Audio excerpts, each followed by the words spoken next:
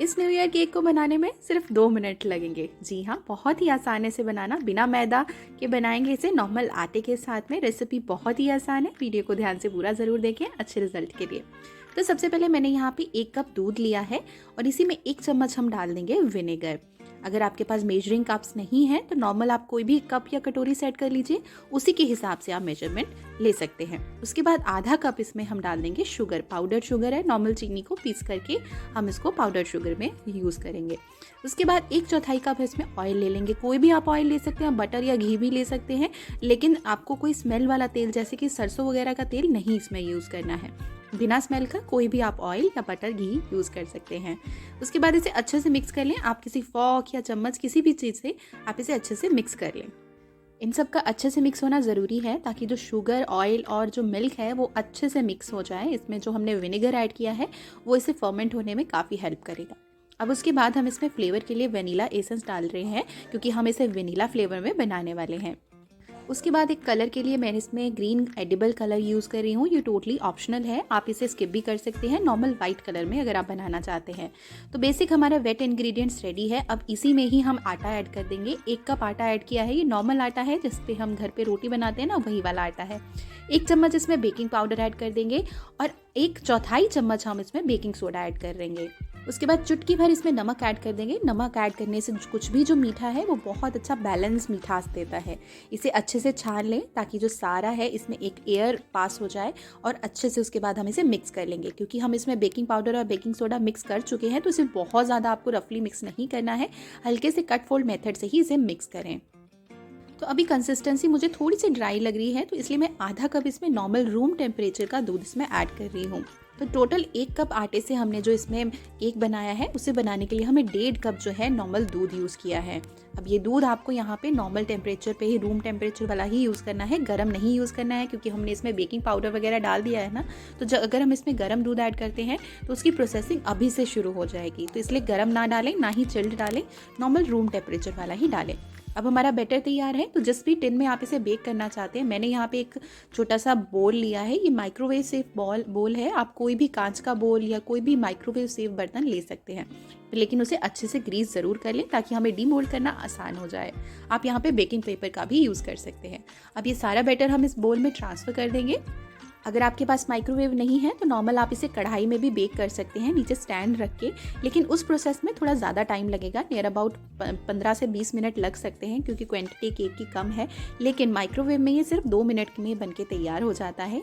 लेकिन अगर केक में आप कढ़ाई में बना रहे हैं तो थोड़ा सा टाइम ज़्यादा लग जाएगा।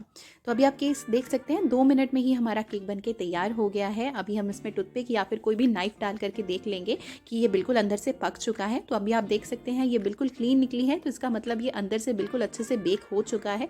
अगर ये गीली निकलती है तो आप इसे थोड़ी देर के लिए और पका लें। तो चलिए इसे डीमोल्ड कर लेते हैं। एकदम से गरम गरम डीमोल्ड ना करें, ऐसा करने से वो टूट सकता है। तो जब ये थोड़ा नॉर्मल टेम्परेचर पे आ जाए उसके बाद ही इसे डीमोल्ड करेंगे। तो हमारा केक बन के तैयार हो चुका है। तो इसके ऊपर से आइसिंग के लिए हम थोड़ी सी व्हिपिंग क्रीम को व्हिप कर लेते हैं। तो अभी आप देख सकते हैं थोड़ा सा गैप रह गया है मेरे केक में। इसका मतलब मैंने टैपिंग जो है वो अच्छे से नहीं की थी। जो केक का बैटर था वो सारे बर्तन में अच्छे से स्प्रेड नहीं हुआ था। तो इसे आप चाहें तो कट करके एक नॉर्मल शेप भी दे सकते हैं, लेकिन मैं घर के लिए ही बना रही हूँ तो मैं इसे एज इट इज़ ही यूज़ कर रही हूँ। तो चलिए ऊपर आइसिंग के लिए व्हिपिंग क्रीम है मैंने ली है। ये अमूल की व्हिपिंग क्रीम है, बहुत अच्छा रिजल्ट देती है इसे। व्हिपिंग क्रीम को हमेशा जो वो चिल्ड होती है बिल्कुल तभी इसको यूज़ करें अच्छा रिजल्ट के लिए। अब इसमें थोड़ी सा मीठा ऐड कर देंगे। 2 चम्मच मैंने चीनी का पाउडर यूज़ किया है, क्योंकि ये बिल्कुल प्लेन होती है फीके फ्लेवर में, तो इसलिए चीनी ऐड करना ज़रूरी है। साथ ही में अच्छे फ्लेवर के लिए मैंने इसमें वेनिला एसेंस डाला है, क्योंकि हमारा जो सारा केक है वो वेनिला फ्लेवर में हम बना रहे हैं। तो वेनिला एसेंस हमने इसमें ऐड किया है। आप कोई भी और अगर फ्लेवर का बनाना चाहते हैं तो वो वाला एसेंस आप इसमें यूज़ कर सकते हैं। तो अच्छे से हम इसे विस्क कर लेंगे जब तक कि इसके एक स्टिफ पीक नहीं बन जाते हैं। अभी आप देख सकते हैं इसके जो पीक है वो अच्छे से स्टिफ हो चुके हैं। तो केक भी अभी हमारा ठंडा हो चुका है। तो चलिए मैं इसे 2 पार्ट्स में इसको कट कर लूँगी, क्योंकि बीच में हल्की सी मैं इसमें क्रीमी यूज़ करूँगी। जब भी हम माइक्रोवेव में केक बनाते हैं तो काफ़ी सॉफ्ट होता है, तो उसके लिए हम इसे शुगर सिरप से सोक करना ज़रूरी नहीं होता है, क्योंकि काफ़ी सॉफ्ट होता है। लेकिन अगर आप अवन या फिर कढ़ाई में बना रहे हैं तो उसे सोक करना ज़रूरी होता है। तो 2 पार्ट्स में डिवाइड कर लिया है। अब व्हिपिंग क्रीम को मैंने एक अच्छे से पाइपिंग बैग में ऐड कर लिया। इस तरह से छोटी छोटी ड्रॉप्स में मैं इसमें ऐड कर रही हूँ, जो कि देखने में बाद में जब हम इसमें दूसरी स्लाइस रखेंगे तो काफ़ी अच्छी लगती है। इसे आप पूरा भी क्रीम से स्प्रेड कर सकते हैं। अब इसके बाद दूसरा स्लाइस जो हमने कट करके रखा था वो भी उसके ऊपर रख देंगे। तो अब इसे देख सकते हैं कितना ब्यूटीफुल लग रहा है ये ग्रीन और वाइट का कॉम्बिनेशन। तो चलिए अब इसके ऊपर हम क्रीम स्प्रेड करेंगे, लेकिन उससे पहले मैंने यहाँ पे 2 शीट्स ली हैं, छोटी छोटी लंबी लंबी मैंने इनको काट लिया है। मार्केट में OHP शीट के नाम से ये मिल जाती हैं, या फिर घर पे भी इस तरह की आपके पास शीट्स अवेलेबल हैं तो आप इसे यूज़ कर सकते हैं। तो इसे हमें केक के साइज़ का कट करना होगा। तो इस तरह से जितना इसका साइज़ है इतना हम इसको कट कर लेंगे। तो इसके बीच में जो भी आपको मैसेज लिखना है वो आप इसमें लिख सकते हैं, लेकिन अब हम न्यू ईयर केक बना रहे हैं तो वेलकम करेंगे हम न्यू ईयर को, इसलिए बीच में मैंने वेलकम 2024 लिखा है। इसे हल्का हल्का लिख करके थोड़ा सा डार्क कर लूँगी मैं।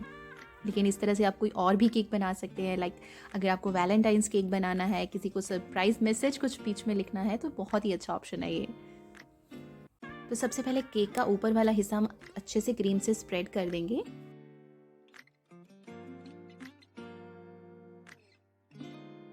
और उसके बाद जो हमने बीच में मैसेज लिखा है वो इसके ऊपर वो वाली शीट हम रख देंगे और इसे अच्छे से हम प्रेस कर देंगे ताकि ये बीच में चिपक जाए इस क्रीम के साथ में, क्योंकि जब हम इसको खोलेंगे ताकि ये बिल्कुल शीट हिले ना, अपनी जगह पे ही सेट रहे।